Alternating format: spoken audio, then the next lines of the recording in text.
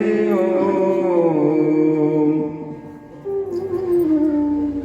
श्रीमद् भागवत जी के यज्ञ में हमारे छोटे भाई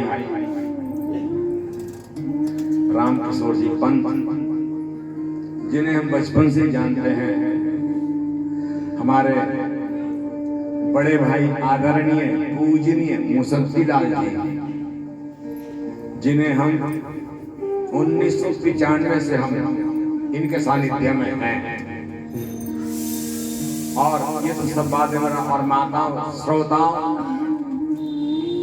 आपके मन में विराजमान ठाकुर जी जो बैठे हैं, आप स्वतः ही श्रद्धावान हैं। हमारे मुसद्दी भाई जी के तीनों पुत्र, इनके तो गौ सेवा इन्होंने अभी तक की। जो गौ सेवक होता है वही ब्राह्मण जो होता है ना, तो साक्षात हमारे यहाँ भगवान ने सत्यनारायण की कथा के पहले ही अध्याय में कहा है, जो गोपालक ब्राह्मण यहाँ रहता है मैं उसी के अंदर रहता हूँ। इन्हें प्रणाम और आप सब श्रोताओं को प्रणाम। मैं विद्वान नहीं हूँ, मैं पढ़ा लिखा नहीं हूँ, न मैं आपको उपदेश देने में सक्षम हूँ, पर एक बात जो कहता हूँ, सत्संग गए दो बात ना लाए, सत्संग गए दो बात ना लाए, और जंगल गए दो बात ना लाए, तो दोनों जगह जाना धिक्कार बेकार। सुन करके आप कथा, अपनी व्यथा छोड़ करके कथा सुनोगे, आवागमन से मुक्त हो जाओगे, तुम्हारे अंदर लक्षण पैदा हो जाएंगे। श्रोता के जो कथा सुनने आया, क्या लक्षण हो जाएंगे? एक तो आपकी आवागमन से मुक्ति हुए, तुम दोबारा माता के गर्भ में नहीं आओगे, ये तो गारंटी दे रहे हैं महाराज जी, प्यार जी महाराज। स्वर्ग स्थितानां जीव लोके चत्वारि चिन्हानि वसन्ति देहे। उसके देह में 4 चिन्ह उत्पन्न हो जाते हैं, जो असली श्रोता कथा सुन लेता है। इसके सुनने से मुक्ति है। पैसा चढ़ाओ ना चढ़ाओ, माथा टेको ना चढ़ाओ, एकाग्र मन से भगवान के ध्यान करके यहाँ बैठ जाओ, सुन लो। परीक्षित जी ने यही किया था, पता लग गया, पर हाँ किसी का पूरा मत करो। परीक्षित जी ने समीर ऋषि के गले में मरा हुआ सांप डाल करके अपने गले में जिंदा सांप डाल दिया था, और मुक्ति हो गई। श्रोता के लक्षण हो जाएंगे।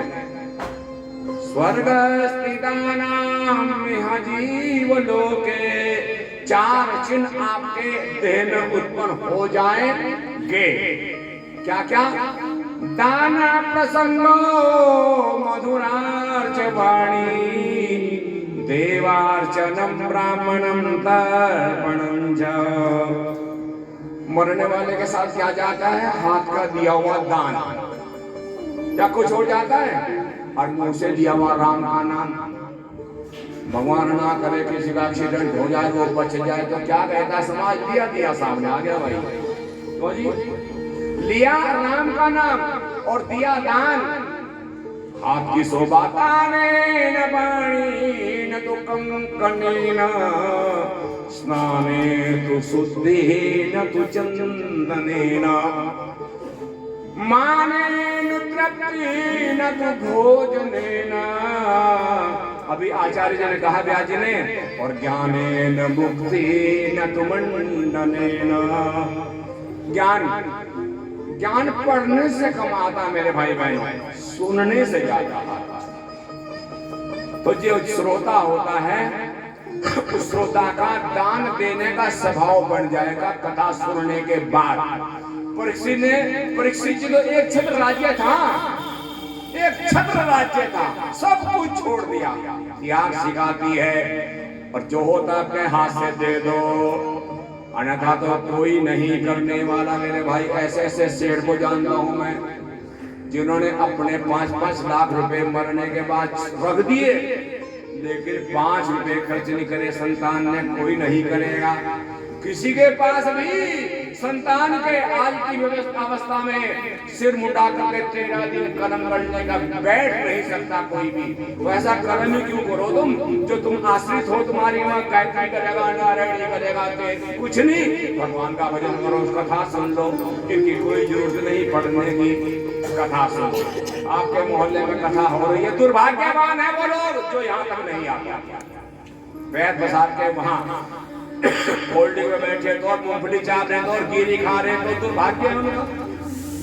घर में गंगा बह रही है और गंगा में भी फ्री में, आने जाने का कोई किराया नहीं है, चरणामृत प्रसाद और मिल रहा है फ्री में। और इतने मुक्त कंठ से, इतने सुरीले कंठ से हमारे आचार्य इस कथा का श्रवण करा रहे हैं।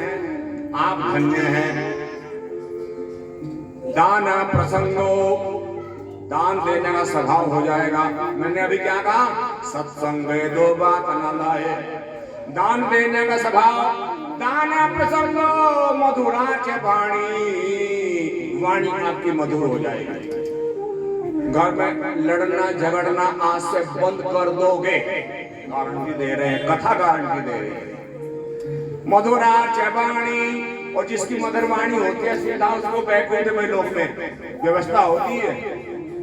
देवार्चनम, देवताओं का पूजन करने का स्वभाव हो जाएगा।